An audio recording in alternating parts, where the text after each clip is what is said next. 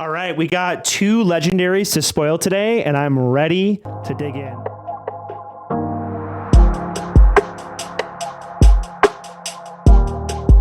All right, so we got our first spoiler here, and let's take a look at it. It's a ground unit, independent smuggler. It's a 1-cost mono Cunning card, a 1/1 with raid 1. Doesn't look very good and probably will not be that good. It does have a good typal here with Underworld and then Pilot as well. Who knows how important Pilot will be, but this might synergize with now there are 2 of them as your turn 1 play. If you can lane dodge or play 2 of them or something, if one of them lives or dies. But I think where this card really shines is the piloting. So it gives a +1/+1 static upgrade to a vehicle unit without a pilot. And it also gives that unit raid 1. So it essentially it's a straight copy of itself onto a unit. And I think where this really shines right now with what we have is the new Millennium Falcon.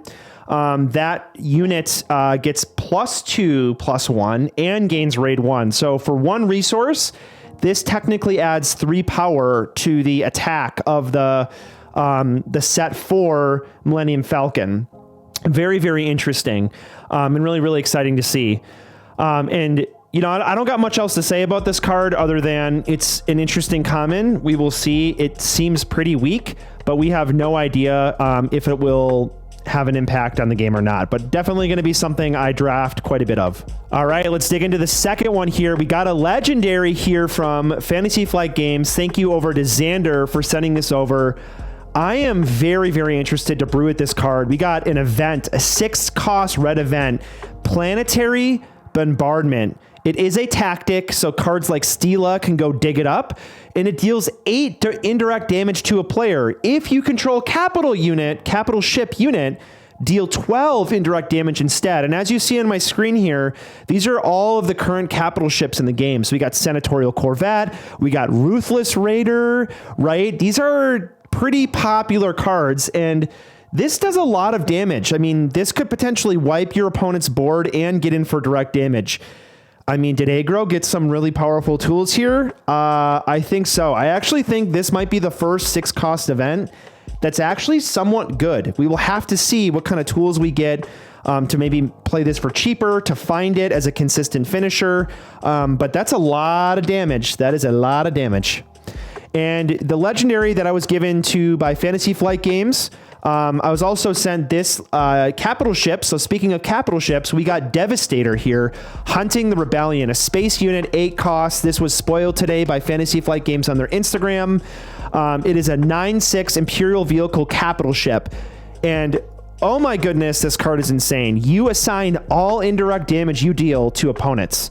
So if you guys don't understand what indirect damage is, if I were to deal 5 indirect damage to you, I would essentially give you 5 damage, and you have to assign it to your units. And if you can't assign it to your units, you have to assign it to your base. It's also, the damage is unpreventable, so it does kill things like Lurking TIE Phantom.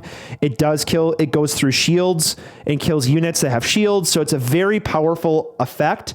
And this gives you the control of all of that indirect damage. So you also get to deal, when played, you get to deal 4 indirect damage to each opponent. So this is very good for Twin Suns, but it's also just 4 damage directly to their base, or 4 damage to their Sentinel, or 4 damage to their leader. And I want to point out that this can be found and played with Triple Dark Raid, which you can play this on 6 resources. And if you do all the damage to base, this does a whopping 13 damage directly to base on the 6 resource turn. Triple Dark Raid, did about 6 damage. This does 13. This is really, really good. Of course, you have to wait until the 6 resource turn. You can also sneak attack this sucker in on the 7 resource turn right after you play it.